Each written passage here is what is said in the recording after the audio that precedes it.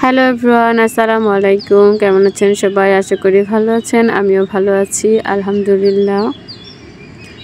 আশা করি আজকের ভিডিওটা আপনাদের সকলেরই অনেক ভালো লাগবে। আমার এই ছোট্ট সাদামাটা ঈদটা কীভাবে কাটাইলাম সেই বিষয়টা আপনাদের সাথে শেয়ার করব। যদি আমার চ্যানেলে নতুন হয়ে থাকেন প্লিজ সাবস্ক্রাইব করে পাশে থাকা বেল আইকনটি বাজিয়ে দেবেন। আর যারা সাবস্ক্রাইব করেছেন তাদেরকে অসংখ্য ধন্যবাদ এন্ড আমার ভালোবাসা।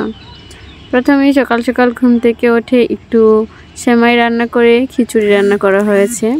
খিচুড়িটা রান্না করা হয়েছে সব মরিচ, পেঁয়াজ এবং বাটা মশলা একসাথে বেটে মরিচ পেঁয়াজের সাথে সুন্দরভাবে ভেজে নেওয়া হচ্ছে।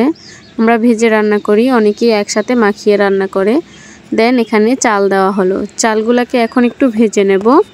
যে গায়ের মধ্যে একটু পানি পানি রয়েছে সেই পানিটাকে একটু ভেজে নেওয়া হবে। ভেজে নেওয়ার পর এখানে দেওয়া হবে ডাল। অনেকে ডাল ছাড়াও খিচুড়ি রান্না করেন, দেন আমরা ডাল দিই, তবে এটা হচ্ছে কালাই ডাল। অনেকে মুসুর ডাল দিয়েও তৈরি করেন, যে যেভাবে পছন্দ করেন সেভাবেই তৈরি করতে পারেন। দেন আমরা এভাবেই তৈরি করি। ডাল দিয়ে সুন্দরভাবে নেড়ে চেড়ে এখানে ফুটন্ত গরম পানি দিব 2 কাপ। যেহেতু আমি 1 কাপ চাল দিয়েছি তাই 2 কাপ পানি দিলাম, প্লাস আরও 1 কাপ পানি দিয়েছি।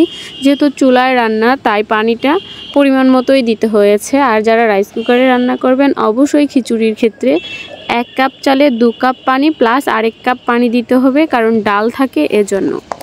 দেন সব কিছু নেড়ে চেড়ে এটাকে ঢাকনা দিয়ে রান্না করে নিব।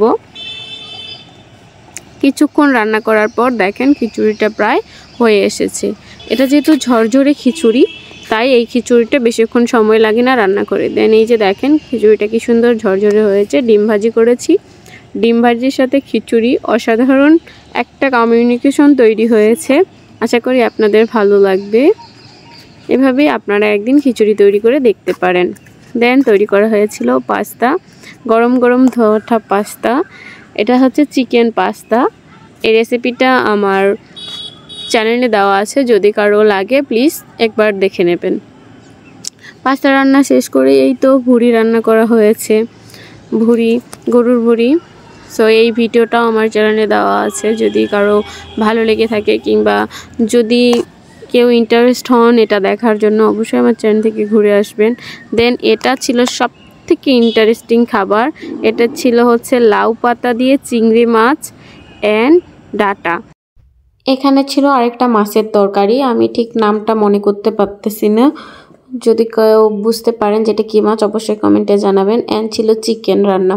এটা টক দই দিয়ে রান্না ছিল, তাই উপরে টক দিয়ে মাখায় ম্যারিনেট করে এটা রান্না করা হবে। অনেকে ভাবতে পারেন যেভাবে রান্না কেন, অনেক সময় অনেকভাবেই চিকেন রান্না করা হয়। যদি এই ভিডিওটা আপনাদের প্রয়োজন থাকে তাহলে অবশ্যই আমার কমেন্ট বক্সে জানাবেন, আমি ইনশাল্লাহ দিয়ে দিব। এই তো আজকে আমার এমনই দিনটা গেল সাদামাটাভাবে। আপনাদের কেমন কাটালো অবশ্যই জানাবেন। দেখা হবে নেক্সট ভিডিওতে, ততদিন অবধি ভালো থাকেন। আল্লাহ হাফেজ, টেক কেয়ার।